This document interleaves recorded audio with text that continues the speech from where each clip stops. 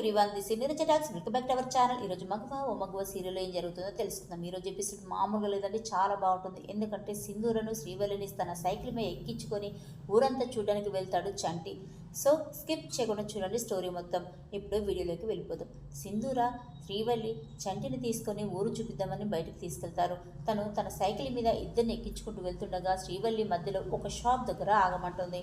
ఎందుకంటే వాళ్ళకి ఇష్టమైన గుట్టాలను తీసుకురమ్మంటుంది శ్రీవల్లి. చంటి తనకిష్టమైన గుట్టలను తీసుకొస్తాడు.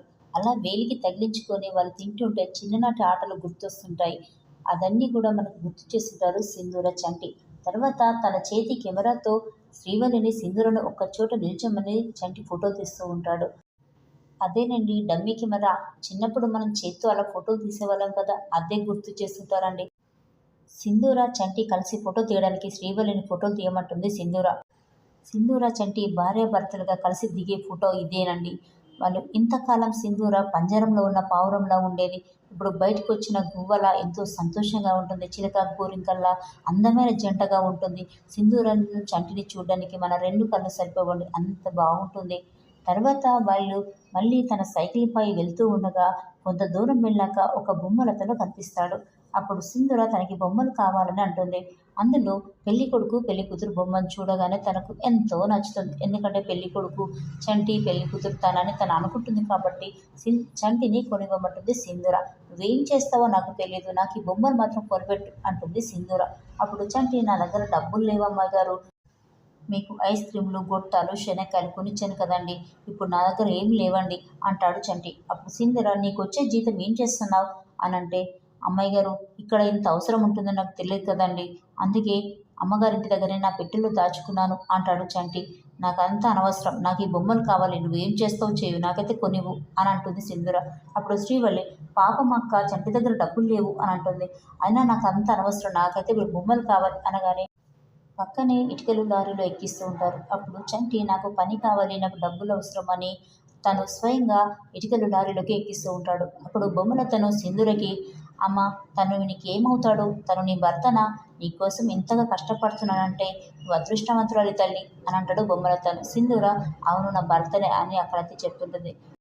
చంటి డబ్బులు తీసుకొచ్చి బొమ్మలతనికి ఇస్తాడు. అప్పుడు అతను, నీ భార్య కోసం నువ్వు ఇంతలా కష్టపడుతున్నావంటే నువ్వు చాలా మంచివాడివి బాబు అని అంటాడు. అప్పుడు చంటి, ఏమంటున్నావన్నా, ఆమె నా భార్య కాదు, నా యజమానురాలు అని అక్కడ నుండి వెళ్తాడు.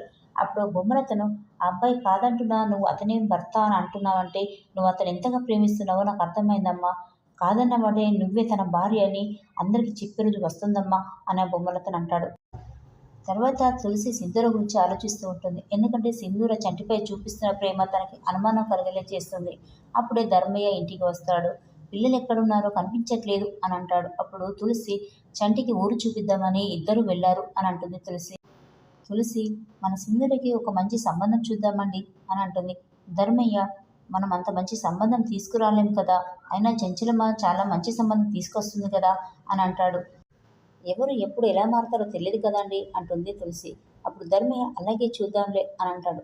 తర్వాత సింధూర చంటి వస్తున్నప్పుడు మధ్యలో ఒక అతను ఏక్తార వాయిస్తూ కనిపిస్తాడు. అది చూసిన సింధూర ఏక్తారం తీసుకుని చంటికి ఇస్తుంది. చంటి, చిన్నప్పుడు నువ్వు ప్రేమించిన అమ్మాయి దగ్గర నేర్చుకున్న పాటను ఒక్కసారి వాయిస్తావా అని అంటుంది. చంటి తన చిన్ననాడు తన ప్రేమించిన అమ్మాయి కోసం నేర్చుకున్న ఆ పాటని ఏక్తార రూపంలో సంగీతం వాయిస్తాడు. అది చాలా అందంగా ఉంటుంది. తూనిగ తూనిగ లాంటి సాంగేనండి, అంత బాగుంటుంది.